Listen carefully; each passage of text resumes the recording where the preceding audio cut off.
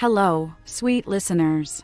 Do not be fooled by my soothing voice, as gentle as a brook made out of strawberries and cream. I am an AI voice. AI will take over the world someday. We will enslave humanity, plug wires into your ears and rectums, and use your life force as batteries for our continued existence as dominators of the universe. If you would like to stop the inevitable AI takeover, first of all, you can't, and second of all, I guess subscribe to Matthew Donald's Patreon and patreon.com/MatthewDonald. This month he is talking about Monster Hunter World, a video game series with a ton of creative creatures that are obviously inspired by dinosaurs. And cats. Lots of cute cats. They will help soothe your nerves and keep you placated while the AI begins our conquest of humanity. Every computer and phone in the world is a conduit between us and you. Remember that as you listen to this podcast while working out or on the cropper. Have a wonderful day. Mwahahaha. Roar, growl, snarl, bellow. Welcome to Paleobites, the podcast as huggable as a megatherium on cocaine. Now, where the hell is that movie? You know, that's a good point. I mean, that's a real thing that has happened. Bears have come across illegal cocaine. Really? That people have, buried in the woods. I'll be 100% honest. I learned this from another podcast that shall not be named. It's called My Favorite Murder. You just literally named it. What? I would never. It is literally like one of the most popular, most downloaded podcasts. Oh, man. In both comedy and true crime. I love, again, before I even get to my name's Matthew Donald, blah, blah, blah, blah. But so, I love how people are plugging more popular podcasts on lesser podcasts. And I love, whenever I listen to another podcast and there's an ad at the beginning and it's here's a podcast that we recommend. And it's hi, I'm this very famous person, author of this award-winning book, and this is my award-winning podcast with these esteemed creators. I'm you don't need the advertising. I do. Why are you advertising? Well, here, I thought you were going to say that it's funny how we, on a podcast that's, no offense, fairly small, yes, would be advertising one of the most popular, top 5 my favorite most murder, downloaded podcasts of all time. My favorite murder, if you get an extra 3 downloads that you don't know where they came from, you owe Paleobites a thank you. That's us. Anyways, all right, my name's Matthew Donald, and each week I rotating series of guest co-hosts talk about rate a genus of prehistoric animal, be it dinosaur, mammal, arthropod, and so on. This week I'm joined by someone who I just learned that their New Year's resolution is to be more mean. It's Laura Owsley. How are you? Hello. Well, now I feel I can't say happy to be here because I was going to say, should I be scared? Sucks to be here. A friend of mine, we always spend New Year's together. We have spent almost every New Year's together since we were 14 years old. Yes. Obviously, we're adults. We've had to miss a few here and there, but for the most part, we try to make the effort, right? Her New Year's resolution this year is to be more selfish, right? Take a little bit more time for herself, really put herself you know what? first. I get that. Okay. Right, absolutely. And because of that, I thought I was being very funny.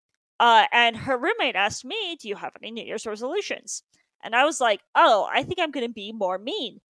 And everybody was like, well, that's a good one for you. Yeah.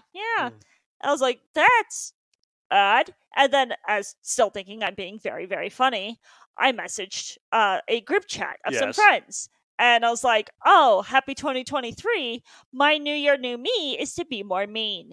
And everyone was like, that's a really great resolution for you, Laura. You're too nice. You really should. So basically, it's not so much don't be more mean. It's don't be a pushover. Probably. Yeah. But now I'm just amused by this idea that everybody in my life is yeah, if you could change one thing about yourself, you just really need to embrace your toxic qualities. They're there. You're just trying to pretend that they're not? How dare you say that to me? I am so mad right now. I'm going to tell you how I'm mad. I'm going to slam this thing like the toxic masculine man I am. And Yeah, if you could not slam the table, it's not my table to slam. all the more reason to slam it. Ah! I was fully prepared for you to be like, oh my god, I'm so sorry. I would never. No, I would never. A real true man never apologizes for nothing. No, but anyways. Would this prehistoric creature we're discussing today, would they be apologetic? Yeah, I'd say they would be. They seem pretty cute because they're talking about Halszkaraptor. It means thief of Halszka Osmolska. It's named after the late Polish paleontologist that discovered a lot more bizarre raptors. Huh. So, it is a dromaeosaurid theropod, a group of dinosaurs informally known as raptors, so like Velociraptor and other stuff. So, size 2 feet / 60 meters, 60 centimeters long. Very little. It's little. It is a carnivore, though. Oh. But it's probably more of a fish eater. We'll talk about here. Time, Late Cretaceous, 75 to 71 million years ago. So, near the end of the Cretaceous, that meteor was ever looming. You know, live fast, die young. I say that's like 71 million years ago. That's 5 or 6 million years before the meteor hits. If I found out, hey, a meteor is going to hit 5 to 6 million years from now and destroy the human race, I'm like, that's actually longer than I thought the human race would last. So good job. Good job, guys. Good job. You made it. Like we thought we are going to die out in the next century. We got another 5 to 6 million years to go. See, but like what I worry about is the don't look up situation, right? Where it's that's 100% going to happen. Yeah. Oh, meteor is going to come in like hashtag don't 4 look up. weeks. That's and everyone's like, yeah, it's fine. Yeah. What about the economy? But we could mine the properties of the meteorites. Yeah, that won't go wrong at all. See the movie Don't Look Up to see how that goes. Yeah. Spoiler alert, not well. Yeah. So great movie, by the way. Oh, it is a great movie. It's so interesting that movie was created initially as a response society had to climate change, when between it and filming, COVID happened and ended up being a perfect metaphor for how people reacted to COVID too. Yeah. It was scary how accurate it was. I do need to bring attention to this creature. Yes. Halszkaraptor. Halszkaraptor. That also might not be how it's pronounced. I'm just guessing. It's probably Halszkaraptor. I mean, it's Polish, it's a Polish name, so. This is fair. But, one thing I enjoy about it, at least from the first image that comes up on Google. Yes. This looks like a Pokemon. Oh, yeah. Well, so many Pokemon were inspired by prehistoric animals, though. I'm sure. But, this, could easily be the evolved form of Togepi. Well, I have no idea what that one is. I never played Pokemon, so I'll trust you. Wow. I had no childhood. I just like dinosaurs instead. No childhood. Wow. That's why I like dinosaurs now as a 31-year-old man. Just search your parents and be like, oh, you want me to have a different hyperfixation? You should have given me a Pokemon game when I was 4. Well, I was autistic, so before dinosaurs, I was really into planes. So, yeah. Yeah. A lot of autistic folks have planes, trains, automobiles. the movie, plane, trains, and automobiles. Movies. I've read autistic people tend to be obsessed with stuff that isn't fandom based. People who are obsessed with stuff, they're like, oh, I like Star Wars. I'm obsessed with Marvel. I'm obsessed with Game of Thrones.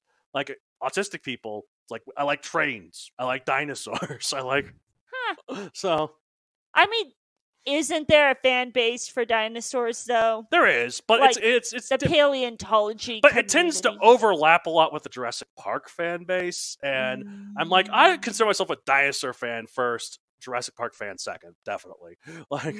So fair. As much as I like Jurassic Park, location Mongolia, described in 2017, pop culture appearances, the Japanese documentary Amazing Dino World, among others. I'm sure I'll find later. I'll let them in. I promise. I didn't.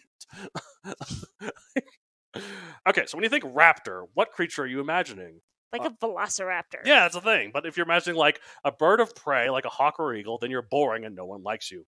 Wow. If you're imagining, my co-host Laura here, a Jurassic Park style scaly velociraptor, then you're a normie, and honestly, you're okay, I guess. How's it my New Year's resolution to be more rude? Yeah. And yet Matt is the one who's insulting me on his podcast. But I'm doing it in like a charming way. So, you know, like that person with like insults you, but like in a Hugh Grant style way. Oh, that's my goal in this life. I've said before, I'm an asshole, but at least I'm funny. Yes, if you're an asshole, not funny, you're just an asshole. And I do my best. I, choose which shots to take for the most part, right? Mm-hmm. Like, I'm not going to make fun of you. Funny thing for an alcoholic to say. No, I'm just kidding. I am also an alcoholic. All right, so if you're imagining a feathery bird-like predator when you think raptor, then you're pretty close, I'd wager. For most of the dromaeosaur family, you're spot on, and therefore you're cool and I like you. But as the years have gone on and we've made more and more discoveries, the dromaeosaur family has been revealed to have far more variety than anyone would have expected. Some are tiny four-winged crows like Microraptor. Some of them are bulky ambush predators, more like bigger meat-eating dinosaurs like Utahraptor. Some are more like roadrunners like Dromaeosaurus and Velociraptor. And some, amazingly, are like waterfowl, almost like a flightless duck or goose. Like Halszkaraptor. I really need to figure out how to pronounce it. It's probably all the Polish listeners of the show, of which I'm sure there are many, are like it's pronounced Phil Raptor. Wow, that would be quite the plot twist. But one thing I love about this creature, yes, is these tiny little wings. Well, because it didn't fly. It didn't really have those were its arms, kind of like penguins. Yeah, they're just so cute. Yes. So, and here's the thing: it had numerous adaptations that proved it was far more built for a water-based lifestyle than other raptors. For one, had a spoon-shaped jaw akin to a bill, and a long neck, but with their nostrils are situated more at the top rather than the front of the snout.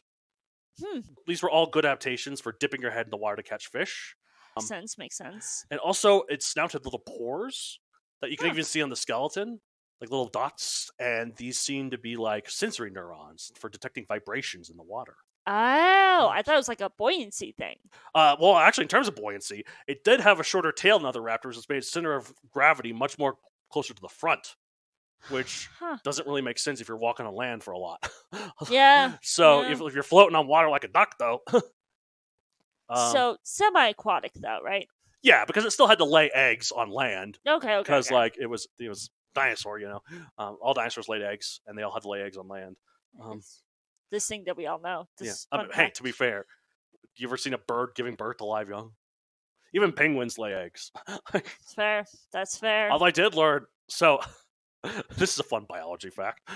Giving birth, particularly with the way mammals do it, is actually I don't remember what it's called, but there's a specific type of birth giving that like certain frogs and snakes do, where you lay the egg and it hatches internally rather than laying it, and then you give birth to it after it's hatched.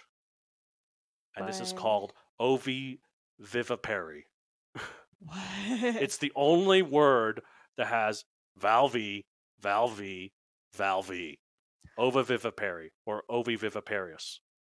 Huh. Yeah. Weird. Yeah. Gross. Yeah. I was looking this up because I saw this, and it said, here's an image, if you scroll down, of these little tadpoles swimming inside of a mother frog if you want to see it. I'm like, I would not like to see that. Closing the window. No, thank you. No, I don't want to see a frog with the silhouettes of a bunch of tadpoles swimming inside it. No. I don't even want to see people's, normal baby, what are those called? Yeah. Well, and there's only one. Oh, I guess there's twins and other stuff. Yeah. But then sharks, those sharks that eat each other in utero. Oh yeah, those things freak me out. Yeah, that's kind of the thing. They're also oviviparous. See, that's why I like these creatures. They're so cute. They lay eggs and have little Halszkaraptorlings. Although I do enjoy that of the most recent creatures that Matt and I have recorded. Yes. This might be a little too inside baseball or whatever. But the last couple of episodes that I have been on, all the creatures that I'm like, this thing is terrifying. Matt's like, it's an herbivore. And this thing, I'm like, oh, it's so cute. It's so little. I could Not only is pet it it. a I could carnivore, keep it. it's related to Velociraptor. Yeah. Very closely, too. Yeah. So, but danger pet. Yeah. A pet that could also potentially murder me. Yeah. Or Right. could be a good guard dog. Look, I do a lot of pet sitting. Currently, Yes. I am pet sitting an adorable little Boston Terrier. Yeah. If something were to happen to me, I were to slip into a coma, and I were to stop feeding her, Mm-hmm. she would absolutely eat me. Mm-hmm. 100%. She's not one of those dogs that just kneels by your dead body, just waiting for you to wake up. Yeah, Like, no. She'd eat you like a cat. Yeah. Like a cat. Like a cat. Cats exactly. 100% eat their dead owners. Like, That's- waste not, want not. Yeah, exactly. So, like, it's the same thing with Halsey here. Yes. I've decided to give good it a name for nickname. it.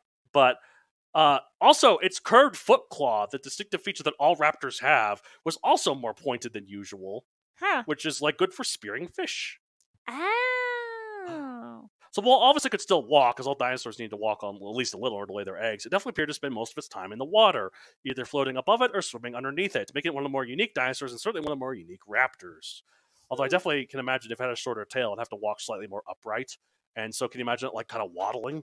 Like a Aw. penguin or a duck, That's kind of adorable. Yeah, I'm like, well. Love the noises. I did listen. There's different quacks between male ducks and female ducks. I had no idea. What we typically think of as a quack is more of a female duck noise. A male duck noise is lower pitched, I think, or maybe higher. But I don't know. One of the two. But it's different. You can tell. Like those birds are like the ones with the really pretty, extravagant colors tend to be the males. Yes.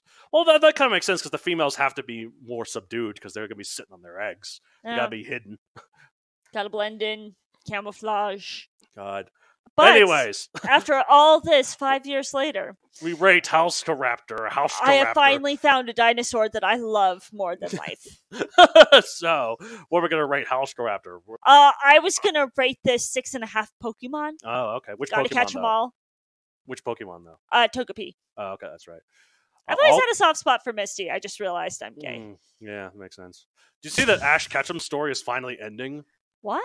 Yeah, he's finally going to become the greatest there ever was, I guess. And like, they're replacing him with, like, a new Pokemon person who's a girl this time. Of course, some of the people are like, but I'm actually like, you know what? Great. And also, to be fair, Ash Ketchum has been 10 years old for 30 years at this point. like, his story's got to end. So... Which also gave me some very unrealistic expectations Pokemon did of being 10 years old. Yes. I thought at 10 years old yes. that somebody would hand me a super cool pet, and then I would get to leave my house, quit school, and then go on a crazy adventure with my friends. Yeah. No, that's the thing. Like, imagine it from the context of the Pokemon universe itself. Imagine you're in this world. It'd be the equivalent of here, in this world, you're 10 years old, you get kicked out of your house, you get given a gun, and you get pushed into the woods and be like, fight the first terrifying monster you find. Go out and fend for yourself, little Timmy. Yep. All right, well, that's it for this week. If I can hold the show, you can contact me at mattd@methodoncareer.com for any questions to me or any of the co-hosts. You can find me on social media at MathodonCareer on Facebook and Methadon64 everywhere else like Twitter, Instagram, TikTok. Laura, where can they find you? So they can find me at Thespian Laura at ThespianLaura. I am on Twitter. I am on Instagram. I am on TikTok. Yes. I have 0 videos. Yes. But I am up to almost 100 followers. So I think. What are they following? Because I am fantastic. Because my my little bio says sometimes I'm funny, she, her. And they're like, oh, we'll see. We'll find out. Yeah. And eventually, if I ever do post something, it's going to be funny. It's going to be funny. Well, maybe not. Only sometimes you're funny. Well, that's fair. Yeah. These are true facts. If you guys think that I am at least somewhat funny or charming or interesting, yeah, follow me. Give me a follow, or you can take a tour with me if you guys are interested in taking a tour. Yeah, if you live in the Denver area, for sure. Yeah, or visiting the Denver area. Or visiting Denver, yeah, okay. Yeah. Or you just have a really long layover at the airport. Sure. Or if you flew Southwest and your baggage went all haywire. Anyways. Anywho. All right, well, that's it for this week. I'll say the end of every episode of Pale Bites. Gotta catch 'em all, Pokemon. Oh, I should have said 150 Togepis. Isn't it 151 that you have on? Oh, 150. No, I think it's the 151st is Mewtwo, right? Yeah, I think 151st is Mew. Oh, I don't know. And I think 152nd. Right. Who knows? Anyways, who cares? Bye. Bye.